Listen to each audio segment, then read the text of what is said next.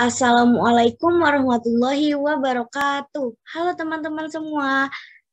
Kami perwakilan dari kelompok 2 yang beranggotakan saya sendiri, Ciko Acia Katura, dan kedua rekan saya, Silvian Nurhasana dan Syarifah Farhana. Kami di sini akan menjelaskan materi di mata kuliah Perencanaan Pembelajaran Sekolah Dasar dengan dosen pengampu Bapak Romi Romdon Ginanjar, SPD, MPD, MOS. Kami dari kelas 4E Program Studi PGSD di Universitas Muhammadiyah Tangerang.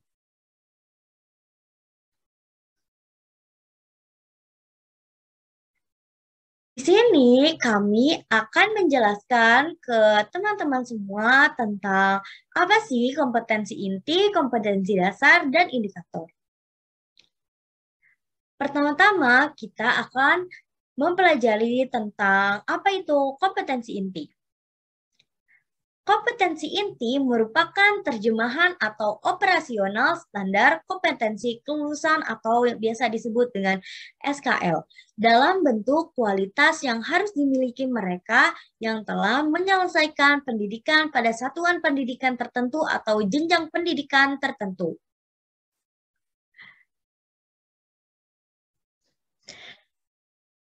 Kompetensi inti bisa juga diartikan sebagai gambaran mengenai kompetensi utama yang dikelompokkan dalam aspek sikap, pengetahuan, dan keterampilan atau sering disebut dengan afektif, kognitif, dan psikomotor yang harus dipelajari peserta didik untuk suatu jenjang sekolah. Kompetensi inti juga berfungsi sebagai unsur perorganisasian kompetensi dasar.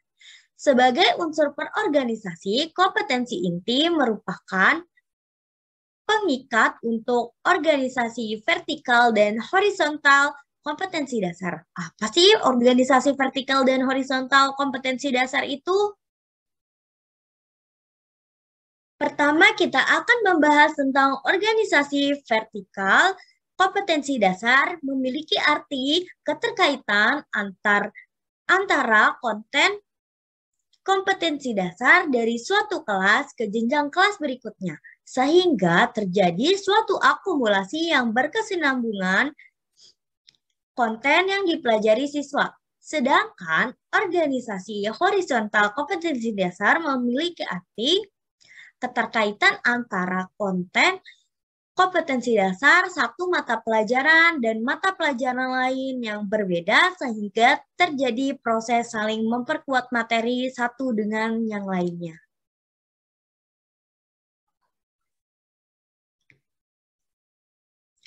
Kompetensi dirancang dalam 4 kelompok yang saling berkaitan. Yang pertama ada kompetensi inti 1 berkaitan dengan sikap spiritual.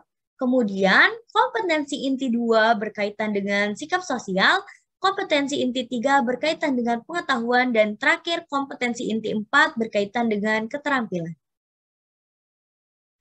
Keempat kelompok itu menjadi acuan dari kompetensi dasar dan harus dikembangkan dalam setiap peristiwa pembelajaran secara integratif. Di sini ada kompetensi dasar. Kompetensi dasar merupakan kompetensi setiap mata pelajaran untuk setiap kelas yang diturunkan dari kompetensi inti. Hal-hal yang harus diperhatikan dalam mengkaji kompetensi dasar. Yang pertama, mengurutkan konsep disiplin ilmu dan tingkat kesulitan materi. Yang kedua, mengaitkan antara standar kompetensi dan kompetensi dasar dalam mata pelajaran. Yang ketiga, mengaitkan antara standar kompetensi dan kompetensi dasar antar mata pelajaran. Langkah-langkah menyusun kompetensi dasar. A. Menjabarkan kompetensi dasar yang dimaksud. B. Menulis rumusan kompetensi dasar. C. Mengkaji kompetensi dasar tersebut untuk mengidentifikasi indikator. D. Mengkaji indikator setelah mempresentasikan. E. Melakukan analisis untuk menemukan indikator lainnya yang belum teridentifikasi. F. Menambahkan indikator lain sebelum dan sesudah indikator yang ada. Prinsip-prinsip perumusan kompetensi dasar. Yang A. Meluas. Artinya, peserta didik memperoleh kesempatan yang luas untuk mengembangkan pengalaman tentang pengetahuan, keterampilan, sikap, dan nilai yang berkaitan pada saat pembelajaran berlangsung. B. Seimbang. Artinya, di mana setiap peserta kompetensi perlu dapat dicapai melalui alokasi waktu yang cukup untuk pembelajaran yang efektif. C. Relevan.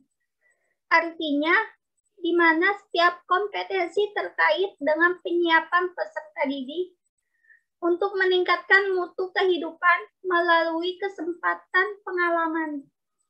D. Perbedaan. Artinya merupakan upaya pengalaman individual di mana peserta didik perlu memahami apa yang perlu untuk dipelajari, bagaimana berpikir, bagaimana berbuat untuk mengembangkan kompetensi serta kebutuhan individu masing-masing. Syarat yang harus dipenuhi dalam merumuskan kompetensi dasar. A. Merumuskan tujuan yang dibuat, yaitu mengacu kepada perubahan tingkah laku subjek pembelajaran, yaitu siswa sebagai peserta didik. B. Merumuskan kompetensi dasar sesuai dengan tingkah laku operasional, yaitu tingkah laku yang dapat diamati dan diukur yang dirumuskan dengan menggunakan kata-kata operasional. C. Merumuskan kompetensi dasar yang berisikan makna dari pokok bahasan yang diajarkan saat kegiatan belajar mengajar. Selanjutnya dibacakan oleh Syarifah Farhana.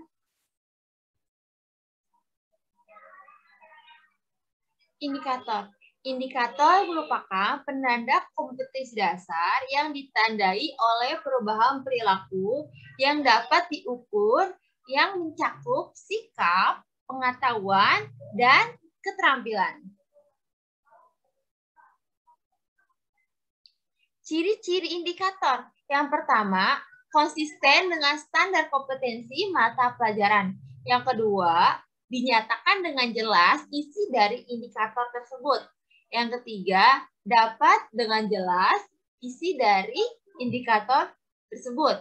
Yang keempat, realistik dan dapat dilakukan. Yang kelima, sesuai dengan tingkat berpikir peserta didik. Yang keenam, dapat dicapainya dalam kurang waktu yang tersedia. Lalu unsur-unsur indikator. Ada audience, behavior, condition, degree. Audience ini dapat kita artikan sebagai pendengar. Nah, dalam konteks ini, pembelajaran yang dimaksud audit adalah peserta didik. Lalu, behavior. Behavior merupakan tingkah laku atau perilaku pada suatu proses dalam pembelajaran. Behavior terlihat pada aktivitas siswa saat melakukan pembelajaran. Lalu yang ketiga, condition. Condition ini dapat kita artikan sebagai keadaan kondisi pada siswa sebelum dan sesudah saat melakukan kegiatan pembelajaran, agar terpenuhi perilaku yang diharapkan terpenuhi. Lalu yang keempat, degree. Degree artinya perbandingan. Dalam konteks ini, pembelajaran bertujuan sebagai membandingkan kondisi sebelum dan sesudah pembelajaran. Nah, dapat kita pahami juga bahwa belajar merupakan perubahan tingkah laku dari yang tidak bisa menjadi bisa, apapun itu perubahannya. Hal-hal yang harus diperhatikan dalam menentukan indikator. Yang pertama,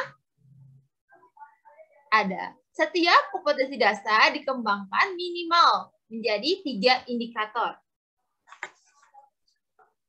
Lalu yang keempat, indikator harus memenuhi kompetensi yang tertuai dalam kata kerja sesuai dengan standar kompetensi dan kompetensi dasar.